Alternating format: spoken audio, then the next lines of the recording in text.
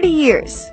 Imagine your country has been facing a terrorist incursion for over 30 years.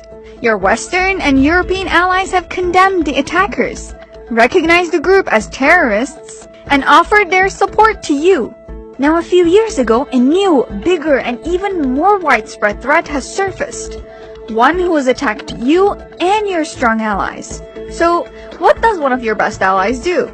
Arm and train your longtime enemy in order to fight the new bad guys, and then let them settle up right next to you.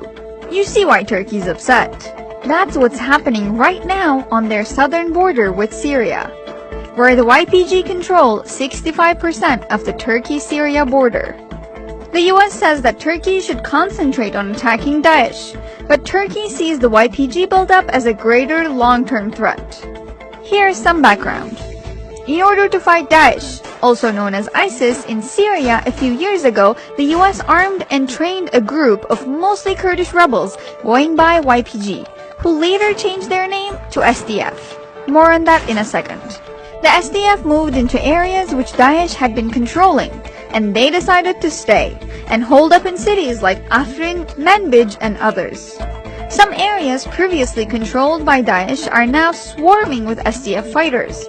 So, who is the SDF? They formerly called themselves the YPG, who the Turks would say equated to the PKK. You're dealing with a terrorist enemy of mine. How can you do that, ally?